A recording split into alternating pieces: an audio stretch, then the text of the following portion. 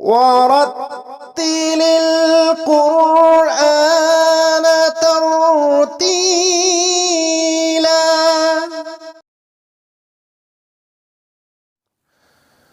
الحمد لله الذي هدانا لهذا وما كنا لنهتدي لولا أن هدانا الله. رب اشرح لي صدري ويسر لي أمري واحلل عقدة من لساني يفقه قولي. رب زدني علما وألحقني بالصالحين. Assalamu-Alaykum wa rahmatullahi wa barakatuh. Welcome to this episode of ورتل القرآن ترتيلا. Hope you're doing well and finding these videos very beneficial in your journey of learning the Holy Qur'an, inshallah. As you know, we have completed the recognition of the letters of Arabic alphabet. In the previous 7 videos, we saw how the letters of Arabic alphabet look like in their stand-alone form, and we also saw these letters in their shortened form. We even learned the rules of joining these letters with each other in different words. Alhamdulillah, it's a milestone reached. But if you have not watched any of the previous videos, or if you have missed some of the lessons, you can still watch them by clicking on this I button showing above. You can watch the entire playlist here. So let's move forward, and as promised in the previous video, we are going to learn the diacritic signs used for short vowels in Arabic, and particularly in the Holy Qur'an. Let me tell you, this video is going to be very important in terms of learning the diacritic signs used in the Holy Qur'an. So if you're really serious about learning the basics of the Holy Qur'an, then you will surely watch this video till the end, inshallah. Before moving ahead, I want to remind you, if you have not subscribed to this channel, please subscribe now. It is completely free. And hit the bell icon as well. Dear brothers and sisters in Islam, when we read, write or speak any language, we see two kinds of sounds being used. Two kinds of sounds. What are those two kinds of sounds? Consonant sounds and vowel sounds. Now these consonants and vowels can further be subdivided into subcategories. Like vowels can be categorized as long, short and diphthongs. Likewise, consonants can be categorized as fricatives, bilabials, plosives, etc.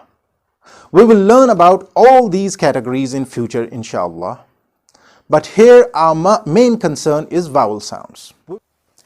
When we recite the Holy Qur'an, we produce 3 kinds of vowel sounds, besides producing other kinds of sounds. Those 3 kinds of vowel sounds are long vowels, short vowels and diphthongs. So it's pretty much like any other language. Here we will pick up the short vowel sounds first. There are 3 short vowel sounds that occur in the Holy Qur'an. So let's open a page of the glorious Qur'an and see what signs are used in it for short vowels. Here we have a page of the Holy Qur'an. If we look at any line in it, for example the very first line, we can see that there are different letters joined together forming different words, right? And besides these letters, there are many other diacritic signs used with the letters.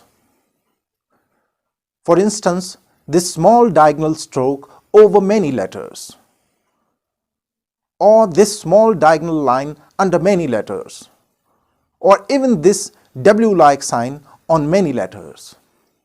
So there are many diacritic signs written in the Holy Qur'an. These signs are called Ashkal in Arabic. Alif, Sheen, Kaf, Alif, Lam. Ashkal. Ashkal is a plural term which means shapes or signs. The singular for Ashkal is shakl, a shape. So basically the words of the Holy Qur'an are written using letters called huruf and diacritic signs called ashkal. Here it is important to tell you that when you see any Arabic script apart from the Holy Qur'an, you will see only the letters and no or very few diacritic signs used in it. That is because if you know the Arabic language, you don't need any diacritic signs to read it. But here, when the people like you and me read the Holy Quran, we need these signs to facilitate the proper pronunciation of the words. Because we don't know the language and we can easily mispronounce the words, even if we recognize each and every letter in the Holy Quran. So these diacritic signs are written for us, non-Arabs, and they were introduced much later after the compilation of the Holy Quran. So all the different signs that we see over or under the letters in Quran are called Ashkal, or simply diacritic signs in English. Of all the diacritic signs, the three most important ones are الحركات الثلاثه, or the three vowel signs, and they are Fatha, Kasra, and Dhamma. Let's see what these three look like. Fatha is a small diagonal stroke written over a letter, like this. Kasra is also a small diagonal stroke, but it is written under a letter. And Dhamma is also a small diagonal line written over a letter, but it has a small circle on its top right end. Each of these signs is used to indicate a short vowel after a letter. If you are a little familiar with Arabic, you may have heard three different terms for these signs: Nasb, Jar, and Rafa. Sometimes some reciters call Fatha as Nasb, Kasra as Jar, and Dhamma as Rafa. Here I want to make clear to you that these terms Nasb, Jar, and Rafa are not actually the names of these vowel signs or diacritic signs. Then what are they? They are simply the conditions or cases in which words are found in different sentences. For example, if a word is in nominal case, it is said to be in the condition of Rafa or Marfu.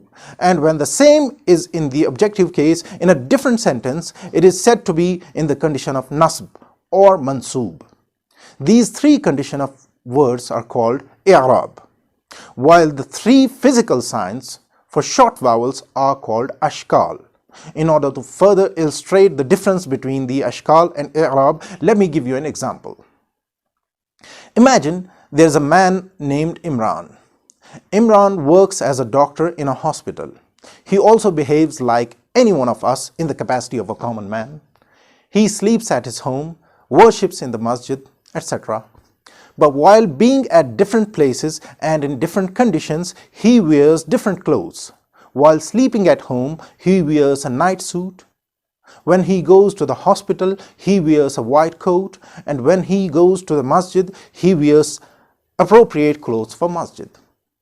So these three conditions, going to the hospital, worshipping in the masjid, and sleeping at home, can be compared with Arab of words. While as the dresses he changes for these three different situations can be compared with Ashkal.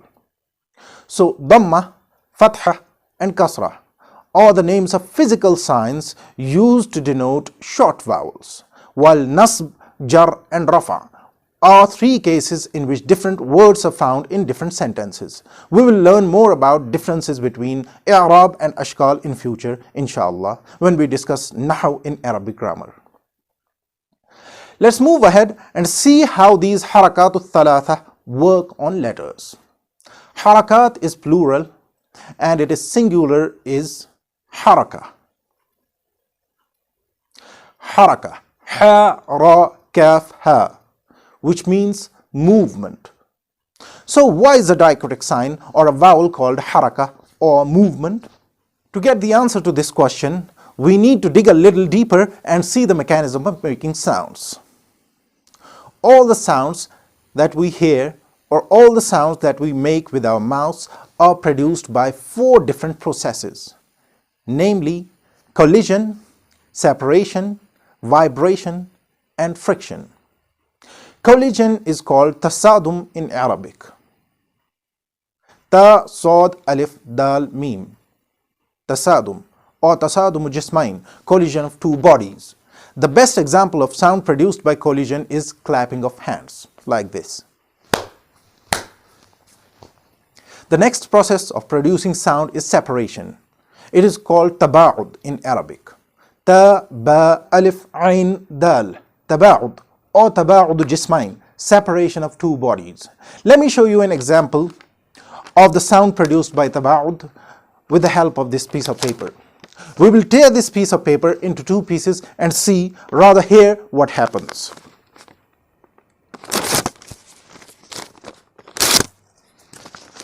So, as we tore the paper, a sound was produced, and that is the sound produced by tabaud.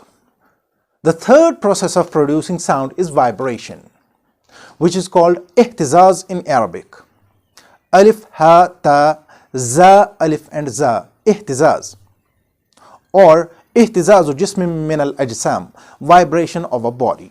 For example, the sound produced when we vibrate the strings of a guitar. The fourth process of producing sound is friction. It is called ihtikak in Arabic. Alif, ha, ta, kaf, alif and kaf. Or ihtikaku shay'in bi shay'in bi quwwa, friction of one object with another. It can be exemplified by dragging a heavy box on an asphalt road. So these were the four processes of producing sounds. Here we are trying to learn the process by which three harakat or the short vowel sounds are produced. The process used to produce these three harakat is taba'ud or separation. All the mutaharrik huruf are articulated through the process of separation. Mutaharrik huruf are those huruf or letters which have haraka or a vowel sign on them. So if lam has a fatha, kasra or a dhamma on it, we will call it lam mutaharrika. Or if ba has fatha, kasra or dhamma on it, we will call it ba mutaharrika. Now, if any letter has a vowel sign on it, it will be produced, the vowel sound will be produced by separating two parts of our vocal apparatus. تخرج بتباعد طرفي عضو النطق means it is produced, that is, the vowel sound is produced by separating one part of our mouth or vocal tract from another. For example, when we have to articulate the letter ba, we bring our lips close to each other, but if we have to articulate any vowel or haraka after it, we will separate these lips from each other. Like ba fatha, ba, ba, ba kasra, bi, ba dhamma, bu. Likewise, when we have to articulate lam, we touch the front of our tooth ridge with the blade of our tongue, right? But for producing any vowel sound after it, we have to separate our tongue from the tooth ridge, like lam fatha, la, lam kasra, li, lam dhamma, lu. So here is the answer to the question that we posed earlier. Why is a vowel sign or sound called haraka or movement in Arabic?